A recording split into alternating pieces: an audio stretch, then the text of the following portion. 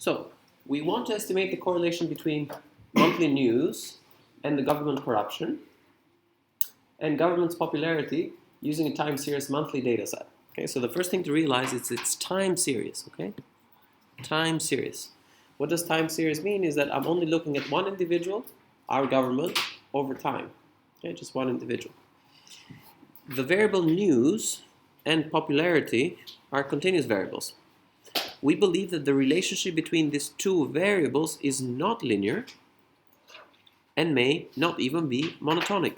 So you really have two problems in your modeling. One is that the model is nonlinear, and two, that the model is non-monotonic.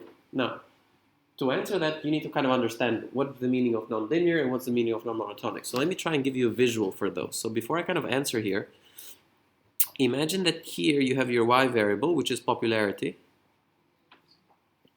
and you have your x variable, which is news. The first problem of nonlinearity means that you might have things that look like this. Okay? When we fit regression lines, we ideally want to fit lines, but this is problem one. Problem one. So the function is nonlinear. So the line that you might want to try and fit might not be linear. Okay? This is problem number one. What's problem number two? Problem two. Well, it's non-monotonic. What does non-monotonic mean? It can have the same value twice. Okay, non-monotonic means that it doesn't always increase or always decrease. When you fit a line, when you fit a beta line that is linear, let's say like this, it's always increasing in x. Non-monotonic might mean that perhaps between these two values it is increasing, but in these values here it is actually decreasing. This is a non-monotonic function, so your data might be like this.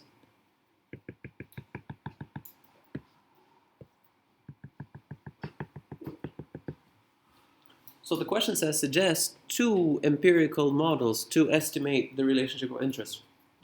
Okay, how do we deal with each problem?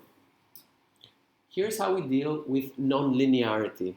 We always introduce nonlinear terms. So instead of running just a regression on popularity, alpha plus beta news, or beta 1 news, I could add nonlinear terms, plus beta 2 news square plus beta 3 news cubed.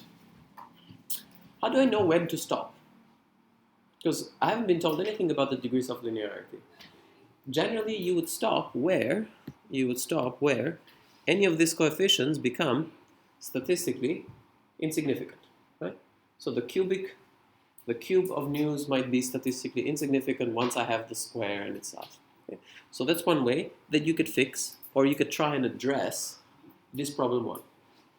So if assumption one does not hold, or the line that you're trying to fit is not linear, what's the solution? Add nonlinear terms. Okay? Yeah. Don't you run the risk of overfitting if we add too many? Of course, yeah. So if we had too many variables, we run the risk of overfitting, right? Is this idea of, especially if you have relatively few observations and a lot of x's or a lot of betas, then effectively you're not really going to get something very meaningful. Okay, so this overfitting problem is when you're too zealous adding things. Okay, but for now, for the purpose of this question, just realize that to fix this, add nonlinear terms. That should have been the one line, if you like, summary of that problem one. Okay. What about problem two? How would you fix problem two? Yeah. Maybe add terms B2 and B3 to be negative? Not quite. So one answer is maybe allow for beta 2 and beta 3 to be negative, or to have a hump shape. How could I deal with this situation? You will more formally learn about this through the use of dummy variables, which we haven't yet talked about. But just by looking at that, if the problem is non-monotonous, you could have divided your sample into this and call this sample 1, and this, and call this sample 2. So you could have run a separate regression on sample 1 and a separate regression on sample 2. So what would have been a good exam answer or the ideal exam answers? Jordi has provided some ideal exam answers on all of the 2018 questions. So it's a really great paper to go back and use it as a source of learning. Because not only do you see the ideal answer, but you also see what sort of things students get wrong. Okay. This could have been a very quick answer. Like for your exam, you don't need generally more than 3 or 4 lines to get full marks. In here, you'd have said the way we deal with nonlinearities is adding non-quadratic terms. The way we deal with non-monotonicity is by carefully subdividing the sample into subsamples. Later on, you'll be able to see that that would be done with dummy variables. So that's all I have for this question here.